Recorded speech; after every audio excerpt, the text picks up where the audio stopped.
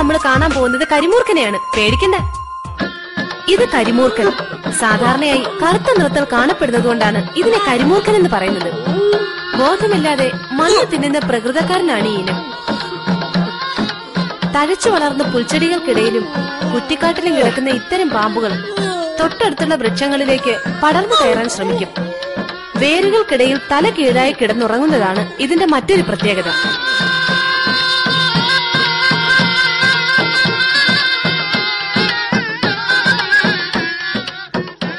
ഇനി നമ്മൾ പരിചയപ്പെടാൻ പോകുന്നത് പൊതുവെ ശാന്ത സ്വഭാവമാണെങ്കിലും ഉഗ്രവിഷമുള്ള ഇരുതലമൂരിയാണ്.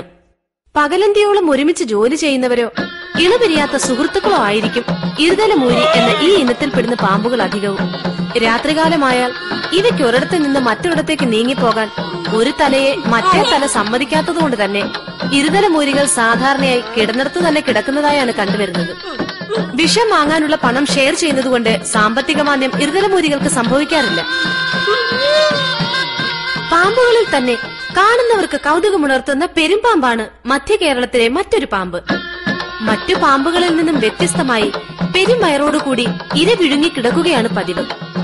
മനസ്സമ്മതം, ക്ഷണിക്കാത്ത കല്യാണം, അടിയന്തരം തുടങ്ങിയ ഇടങ്ങളിലെല്ലാം പോയി ഓസിന് തട്ടിക്കയറ്റുന്ന ഇത്തരം പാമ്പുകൾ ദഹനം കിട്ടുന്നതിന് വേണ്ടിയാ ഇങ്ങനെ കിടക്കുന്നത്. കൊച്ചി, മുംബൈ തുടങ്ങിയ മെട്രോപൊളിറ്റൻ സിറ്റികളിൽ മാത്രം കാണപ്പെടുന്ന റോയൽ ഫാമിലിയിൽപ്പെട്ട ഒരിനം പാമ്പാണ് രാജവെമ്പാല. രാജകീയ പ്രൗഢിയിലാണ് ഇവയുടെ കിടപ്പ്. നമ്മൾ ആദ്യം പരിചയപ്പെട്ട കരിമൂർഖന്റെ അളിയനായിട്ട് വരും ഇവ. Check book, ATM card, laptop, പണം നിറച്ച പേഴ്സ് എന്നിവയുടെ നടുക്കായിരിക്കും ഇവയുടെ ശയനം. പൊതുവഴി ഇവരുടെ തറവാട്ട് സ്വത്തെന്ന ഭാവത്തിൽ ദേശീയ പാതയുടെ അരികിലായിട്ടായിരിക്കും ഇത്തരം പാമ്പുകളുടെ കിടപ്പ്. അടുത്തതായി നമ്മൾ കാണാൻ പോകുന്നത് എട്ടടി മൂർഖൻ എന്ന പ്രത്യേകതരം പാമ്പിനെയാണ്. വീട്ടിലേക്കുള്ള ഭക്ഷണ സാധനങ്ങൾ കടയിൽ നിന്ന് വാങ്ങുകയും അവ വഴിയോരങ്ങളിൽ വിതറി അവയ്ക്ക് മേൽ അടയിരിക്കുകയും ചെയ്യുക എന്നതാണ് എട്ടടി മൂർഖന്റെ പ്രത്യേകത. ഇത്തരം പാമ്പുകൾക്ക് 8 അടിയിൽ കൂടുതൽ മുന്നോട്ട് പോകാൻ കഴിയാറില്ല. ഈ പാമ്പുകളുടെ മറ്റു ചില പ്രത്യേകതകൾ. ചേട്ടാ ചേട്ടാ, അയ്യോ,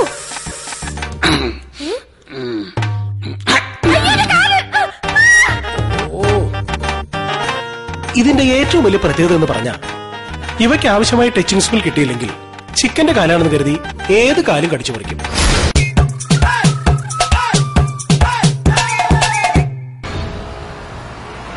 നീ പഠിപ്പിക്കണ്ടടി.